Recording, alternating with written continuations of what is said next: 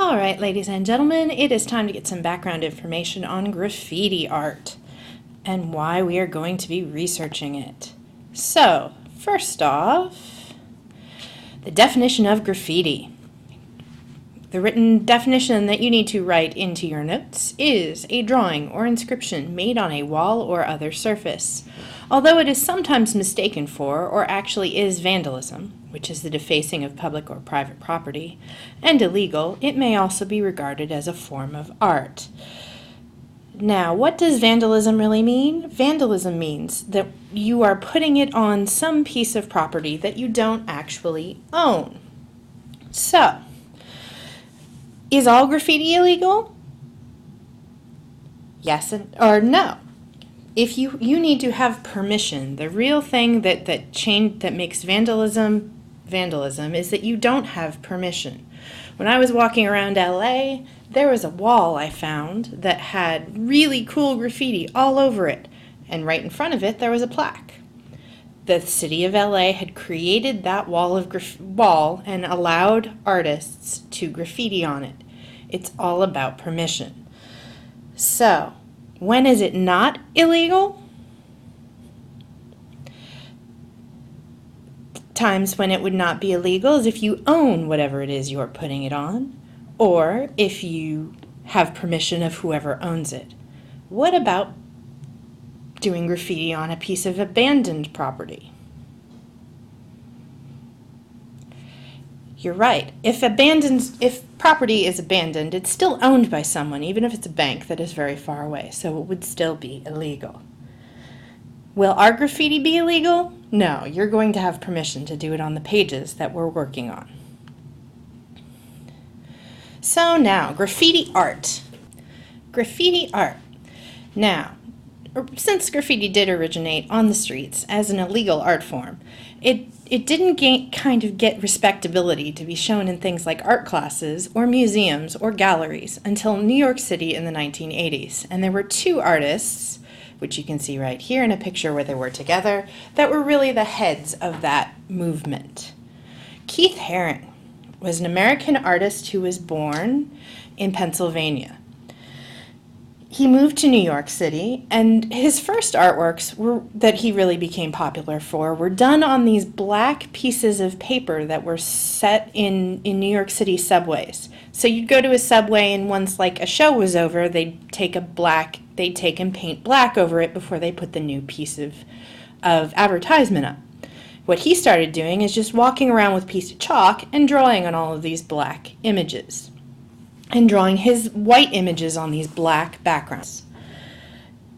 Now, his artwork started becoming so famous that galleries started asking him to do them, and they tracked him down and asked him to do them on canvases so that they could save them and put them in places like museums. Keith Haring also did a lot of advertisements and a lot of educational posters. He was especially focused on educating people about AIDS because many of his friends and even himself died or got AIDS and died in the 1980s.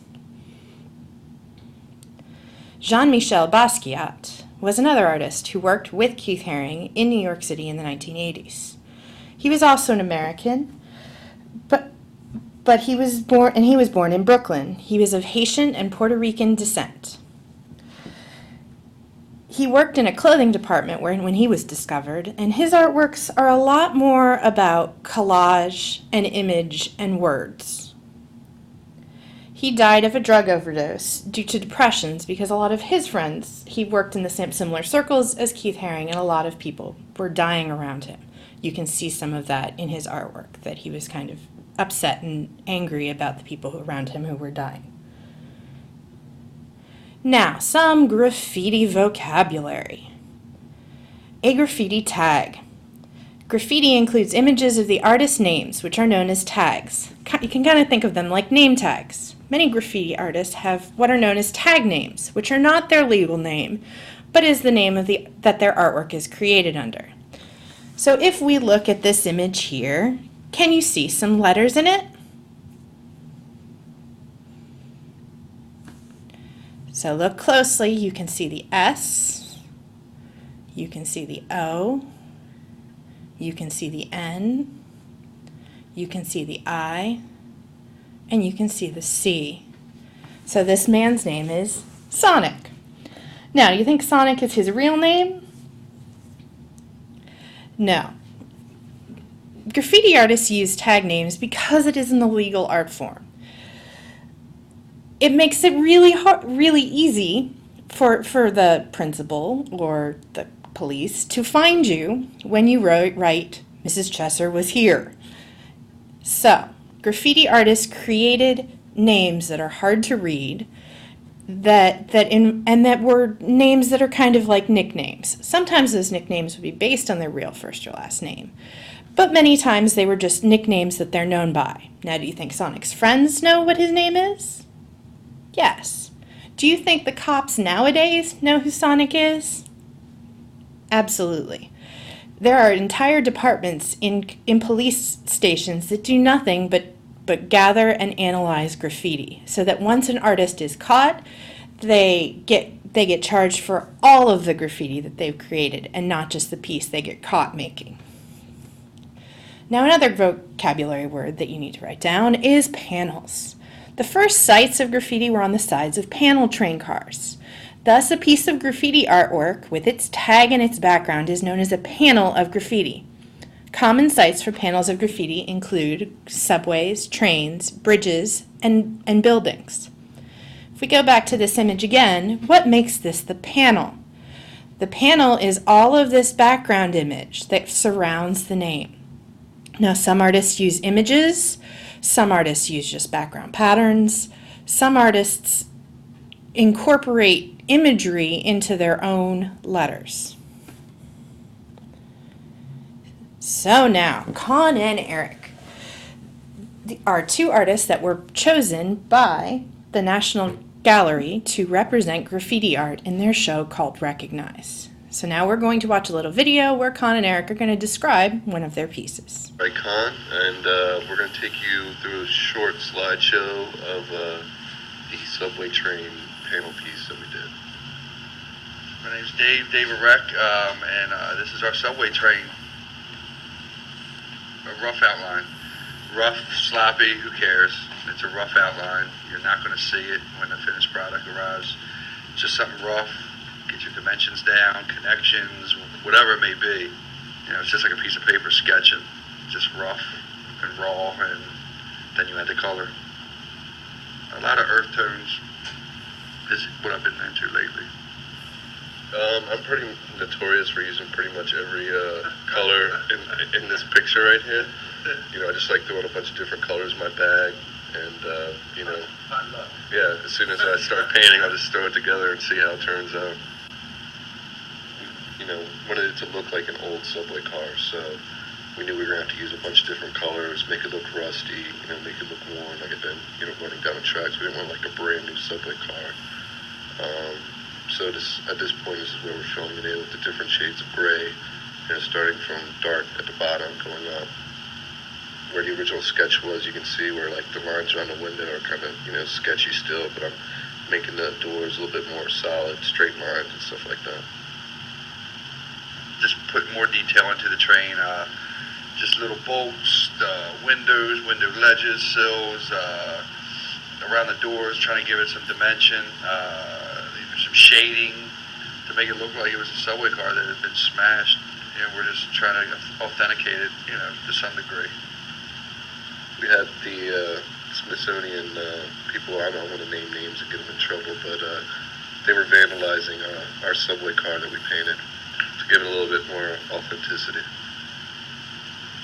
This is the finished product as far as before we actually painted our stuff. This is the subway car as if it was just bombed. There's, you know, random people we know from a shaken tag, and we try to do it in their hand style, to a nice tag from Philly, Fred Ricky from Pittsburgh, a Buddy Sake from Baltimore.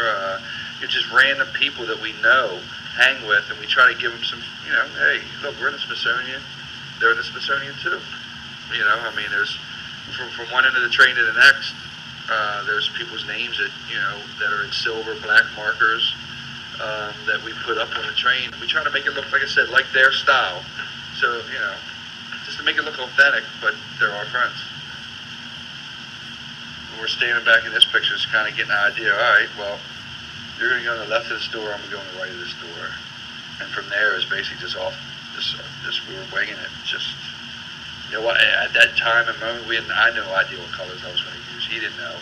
You know, I'm going to do my name, you're going to do your name, and we'll make it happen. And, you know, I wound up going with some earth tones, and he went with a wide palette of colors. I think he just used everything there.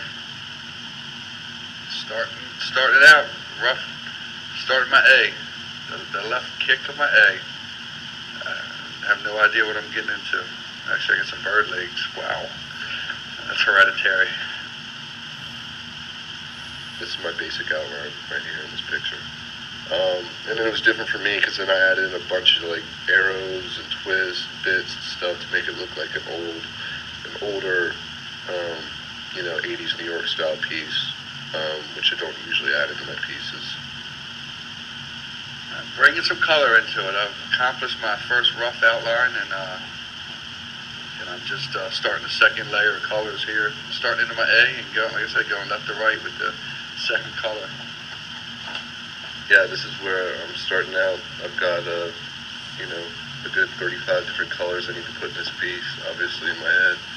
So I'm starting off with this green dot right here. Doing my basic fill-in. I've used some greens, some violets, turquoise looking colors. Started cutting in like all my different bits, stars, that type of thing. So at this point in time, I've kind of got my basic fill in for the entire piece. We're pretty much probably 90-some% finished here.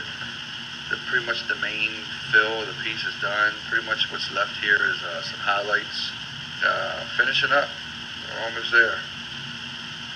This is the finished product right there with our crew letters BA in the middle. This is it right here. This is just the finished shot. It almost looks like a real subway. It looks like a real subway train, from a piece of plywood to a subway train. All right, so ladies and gentlemen, now that you have seen Con and Eric create some of their artwork, we're going to look at my example of what we are going to do for our artwork. Now, if you look closely at this, do you see my name?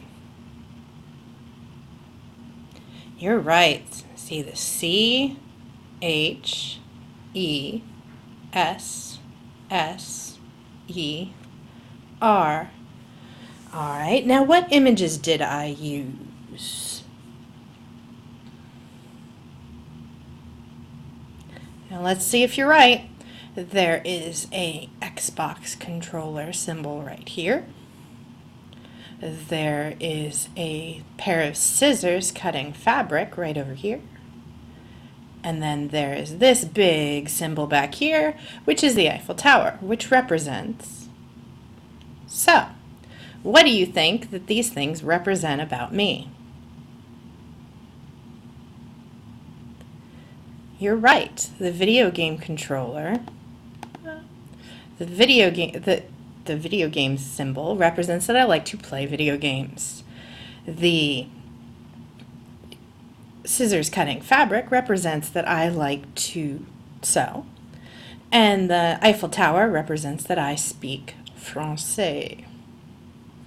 I've also visited France several times.